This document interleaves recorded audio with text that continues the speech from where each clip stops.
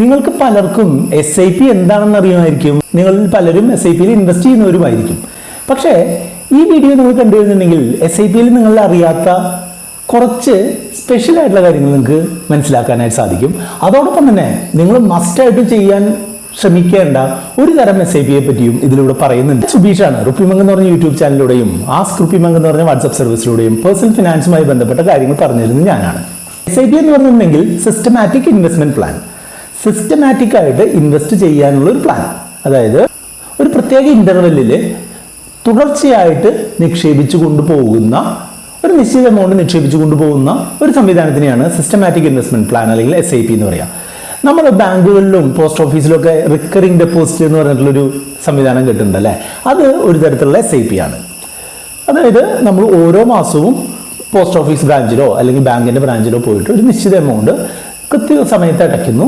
അത് കൂട്ടുപലിശ നിരക്കിൽ വർദ്ധിച്ചിട്ട് നമുക്ക് അതിൻ്റെ ഒരു ബെനിഫിറ്റ് കിട്ടുന്നു. അതുപോലെ ചിട്ടി ഒരു തരത്തിലുള്ള ഒരു റിക്കറിംഗ് ആയിട്ടുള്ള ഒരു ഡെപ്പോസിറ്റ് ആക്ടിവിറ്റിയാണ്. SIPകൾ പോപ്പുലറായി മാറിയത് ഈ മ്യൂച്വൽ ഫണ്ടുകളുടെ വരവോടുകൂടിയാണ്. മ്യൂച്വൽ ഫണ്ടിൽ നമ്മൾ ഒരു നിശ്ചിത തീയതി നിശ്ചയിച്ച് ആഴ്ച തോറുമോ മാസം തോറുമോ 3 മാസം കൂടുമ്പോഴോ 6 മാസം കൂടുമ്പോഴോ ഒക്കെ ഒരു പ്രത്യേക തീയതിയിൽ ഒരു നിശ്ചിത എമൗണ്ട് ഒരു നിശ്ചിത മ്യൂച്വൽ ഫണ്ടിൽ നിക്ഷേപിക്കുന്നതിനെയാണ് മ്യൂച്വൽ ഫണ്ട് SIP എന്ന് പറയാം.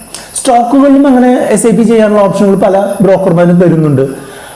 അപ്പോൾ SIP എന്ന് പറഞ്ഞിട്ടുണ്ടെങ്കിൽ മ്യൂച്വൽ ഫണ്ടുമായിട്ട് ബന്ധമുണ്ട് എന്നുണ്ടെങ്കിലും അത് ഒരു മ്യൂച്വൽ ഫണ്ട് അല്ല എന്നുള്ളത് നിങ്ങൾ മനസ്സിലാക്കണം. മ്യൂച്വൽ ഫണ്ടിലേക്ക് നിക്ഷേപിക്കാൻ പറ്റുന്ന ഒരു രീതിയെ ആണ് എന്ത് പറയുന്നത് SIP എന്ന് പറയുന്നത്. അപ്പോൾ നിങ്ങൾ ആലോചിക്കുന്നുണ്ടാവും എന്താണ് ഈ SIP ചെയ്യുന്നതിനുള്ള ഗുണം. നമ്മൾ ഏതൊരു ഫിനാൻഷ്യൽ കാര്യം ചെയ്യുമ്പോഴായാലും നമ്മളൊരു ഡിസിപ്ലിൻ അച്ചടക്കത്തോടു കൂടി കാര്യങ്ങൾ ചെയ്യുക എന്നുള്ളത് പ്രധാനമാണ് അല്ലേ.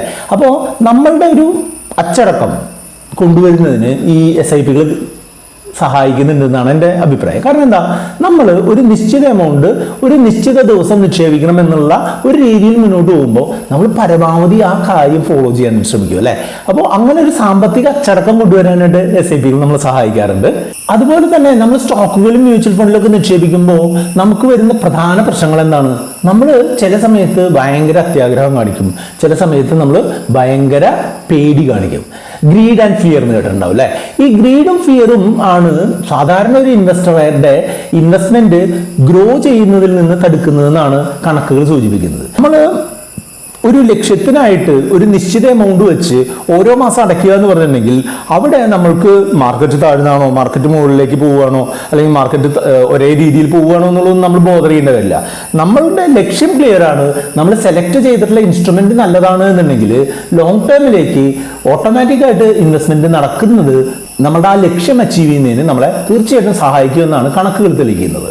അതുപോലെ തന്നെ നമ്മളിപ്പോൾ ഇങ്ങനെ ഓട്ടോമേറ്റഡ് അല്ലാത്ത രീതിയിലാണ് ഇൻവെസ്റ്റ് ചെയ്യുന്നത് എന്നുണ്ടെങ്കിൽ വരാൻ സാധ്യതയുള്ള പ്രശ്നം എന്ന് പറഞ്ഞിട്ടുണ്ടെങ്കിൽ നമ്മൾ വളരെ കൂടുതൽ എമൗണ്ട് ചിലപ്പോൾ ഒരു കാര്യത്തിൽ ഇൻവെസ്റ്റ് ചെയ്ത് പോകാം.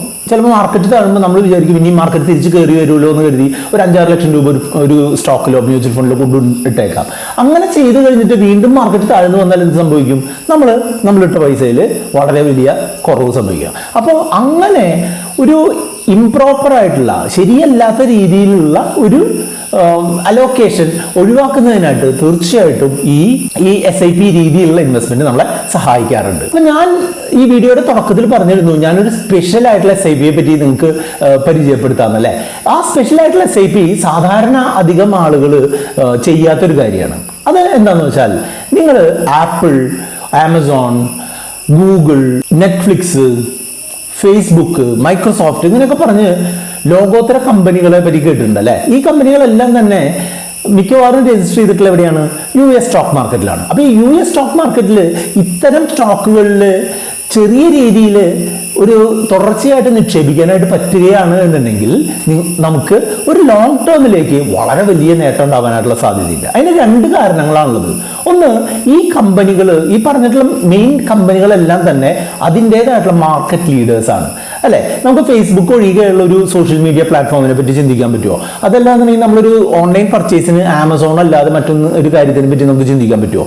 അതല്ല നമ്മളുടെ കമ്പ്യൂട്ടറിലെ സോഫ്റ്റ്വെയറിൽ മൈക്രോസോഫ്റ്റിന്റെ വേർഡ്, എക്സൽ പോലുള്ള പ്രോഗ്രാമുകളെ അല്ലാതെ മറ്റൊരെണ്ണത്തിന് ചിന്തിക്കാൻ പറ്റും. അപ്പോൾ അങ്ങനെ ഇൻഡസ്ട്രി ലീഡേഴ്സ് ആയിട്ടുള്ള സ്റ്റോക്കുകളിൽ ചെറിയ രീതിയിൽ ഒരു തുടർച്ചയായിട്ട് നിക്ഷേപിക്കാൻ പറ്റുന്ന ഒരു ഇൻവെസ്റ്റ്മെന്റ് മെത്തേഡാണ് വെസ്റ്റഡിന്റെ വെസ്റ്റുകൾ എന്ന് പറഞ്ഞിട്ടുള്ള സംവിധാനം. വെസ്റ്റുകൾ എന്ന് പറഞ്ഞിട്ടുണ്ടെങ്കിൽ വേറെ ഒന്നുമില്ല, നമ്മൾ ഒരു പ്രത്യേക സെറ്റ് ഓഫ് സ്റ്റോക്കുകളോ ETF-കളോ സെലക്ട് ചെയ്തുകൊണ്ട് ഒരു ഗ്രൂപ്പ് ആക്കുന്നു.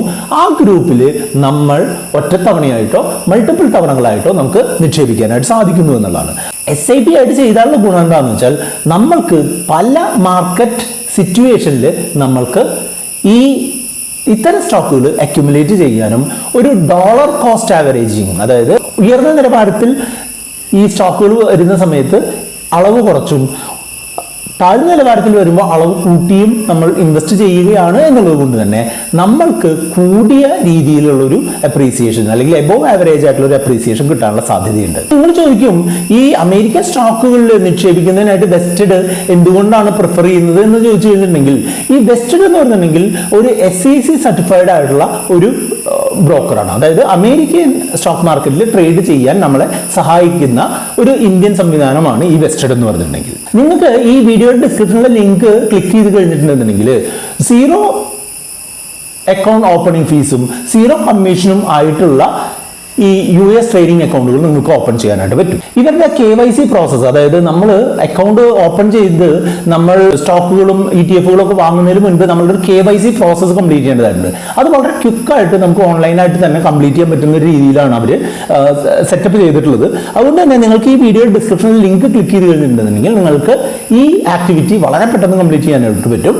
പിന്നെ സാധാരണ എല്ലായിടത്തും വരുന്ന വലിയൊരു പ്രശ്നം, സാധാരണ ആപ്പുകൾ വരുത്തുന്ന വലിയൊരു പ്രശ്നം എന്ന് പറഞ്ഞിട്ടുണ്ടെങ്കിൽ അതിലേക്ക് പൈസ ഇടുന്നത് കുറച്ച് ബുദ്ധിമുട്ടോ അല്ലെങ്കിൽ ചാർജ് കൂടിയ രീതിയിലോ ആണ് എന്നുള്ളതാണ്. പക്ഷേ മറ്റുള്ള പ്ലാറ്റ്ഫോമുകൾ കമ്പയർ ചെയ്യുമ്പോൾ ഈ വെസ്റ്റഡ് എന്ന് പറയുന്ന പ്ലാറ്റ്ഫോം ഒരു ലോ കോസ്റ്റ് ആയിട്ടുള്ള ഫണ്ട് ട്രാൻസ്ഫറിങ് ഓപ്ഷനാണ് നമുക്ക് തരുന്നത്. ഫിക്സഡ് ആയിട്ടുള്ള ഒരു ഫോറിൻ എക്സ്ചേഞ്ച് ഫീസ് ഉണ്ട് എന്നുള്ളത് സത്യം തന്നെയാണ്.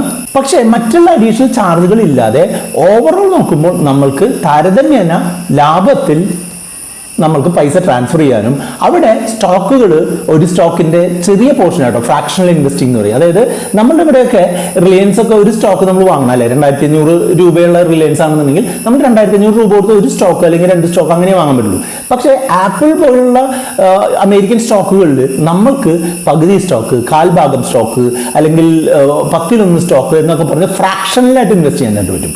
അപ്പോൾ അങ്ങനെ നമ്മൾക്ക് നമ്മളുടെ താല്പര്യമുള്ള സ്റ്റോക്കുകൾ മുഴുവനായിട്ടോ അല്ലെങ്കിൽ ഫ്രാക്ഷണലായിട്ടോ അല്ലെങ്കിൽ പല സ്റ്റോക്കുകളുടെ കോമ്പിനേഷനായിട്ട് ഒരു വെസ്റ്റ് എന്നുള്ള രീതിയിലോ നമുക്ക് ഇൻവെസ്റ്റ് ചെയ്യാൻ സാധിക്കും എന്നുള്ളതാണ് ഈ വെസ്റ്റഡിന്റെ ഏറ്റവും പ്രധാനപ്പെട്ട ഒരു പ്രത്യേകതയായിട്ട് ഞാൻ കണ്ടിട്ടുള്ളത്. ഇത് വളരെ ഇന്നോവേറ്റീവ് ആയിട്ടുള്ള ഒരു ഫീച്ചറാണ്, മറ്റുള്ള പ്ലാറ്റ്ഫോമുകളിൽ അധികം കാണാത്ത ഒരു ഫീച്ചറാണ്. അതുകൊണ്ട് തന്നെ നിങ്ങൾക്കൊരു SIP ചെയ്യാനായിട്ട്, അമേരിക്കൻ സ്റ്റോക്കുകളിൽ SIP ചെയ്യാനായിട്ട് ആഗ്രഹമുള്ള ആളുകളാണ് എന്നുണ്ടെങ്കിൽ തീർച്ചയായിട്ടും ഈ വീഡിയോയുടെ ഡിസ്ക്രിപ്ഷനിലുള്ള ലിങ്ക് ഉപയോഗിച്ച് വെസ്റ്റഡിന്റെ അക്കൗണ്ട് ഓപ്പൺ ചെയ്യും. നിങ്ങൾക്ക് സ്വന്തമായിട്ട് വെസ്റ്റുകൾ ക്രിയേറ്റ് ചെയ്യുകയോ അതല്ല എന്നുണ്ടെങ്കിൽ അവർ സജസ്റ്റ് ചെയ്യുന്ന വെസ്റ്റുകളിൽ ഒരു നിശ്ചിത ഇടവേളകളിൽ ആഴ്ച തോറുമോ മാസം തോറുമോ ക്വാർട്ടർലി തോറുമോ നിങ്ങൾക്ക് ഇൻവെസ്റ്റ് ചെയ്യാനുള്ള ഓപ്ഷനും നിങ്ങൾക്ക് ഉണ്ട്. അപ്പോൾ അങ്ങനെ നമ്മൾ SIP രീതിയിൽ ഇൻവെസ്റ്റ് ചെയ്യുന്നത് ഒരു ലോങ് ടേം വെൽത്ത് ബിൽഡിങ്ങിന് വളരെ സഹായകരമാവും എന്നുള്ളതാണ് എൻ്റെ അനുഭവം. ഞാൻ ഏകദേശം ഒരു 2004 മുതലൊക്കെ SIP ചെയ്യുന്ന ഒരാളാണ്. അതുകൊണ്ട് തന്നെ എൻ്റെ ഒരു വെൽത്ത് ബിൽഡിങ്ങിന് തീർച്ചയായിട്ടും SIP-കൾ വളരെയധികം ഗുണം ചെയ്തിട്ടുണ്ട്. ഞാൻ ഇപ്പോഴും മ്യൂച്വൽ ഫണ്ടുകളിലും സ്റ്റോക്കുകളിലും ETF-കളും ഇൻവെസ്റ്റ് ചെയ്യുന്ന ഒരാളാണ്. ചെറിയ രീതിയിൽ ഈ US സ്റ്റോക്ക് മാർക്കറ്റിലും വെസ്റ്റഡ് വഴി ഇൻവെസ്റ്റ് ചെയ്യുന്നുണ്ട്. അപ്പോൾ ഇതിനെ പറ്റിയിട്ട് ഉള്ള അഡീഷണൽ ഇൻഫർമേഷൻ ഉള്ള മറ്റൊരു വീഡിയോ ആണ് നിങ്ങൾ ഇവിടെ കാണുന്നത്. അതോടൊപ്പം തന്നെ നിങ്ങൾക്ക് വെസ്റ്റഡിന്റെ അക്കൗണ്ട് ഓപ്പൺ ചെയ്യാൻ ഈ വീഡിയോയുടെ ഡിസ്ക്രിപ്ഷനിലെ ലിങ്ക് ക്ലിക്ക് ചെയ്തുകൊണ്ട് നിങ്ങൾക്ക് മുന്നോട്ട് പോകാം. കൂടുതൽ എന്തെങ്കിലും അറിയാനുണ്ടെന്നുണ്ടെങ്കിൽ നമ്മളുടെ വാട്സ്ആപ്പ് നമ്പർ ആയിട്ടുള്ള 8848030018 നിങ്ങൾക്ക് കോൺടാക്ട് ചെയ്യാം. ഈ വീഡിയോ ആളുകൾക്ക് ഇഷ്ടപ്പെടാനുള്ള സാധ്യതയുണ്ട് എന്നുള്ളതുകൊണ്ട് തന്നെ ലൈക്ക് ചെയ്യാനും കമന്റ് ചെയ്യാനും കൂട്ടുകാരുമായിട്ട് ഷെയർ ചെയ്യാനും മറക്കരുത്.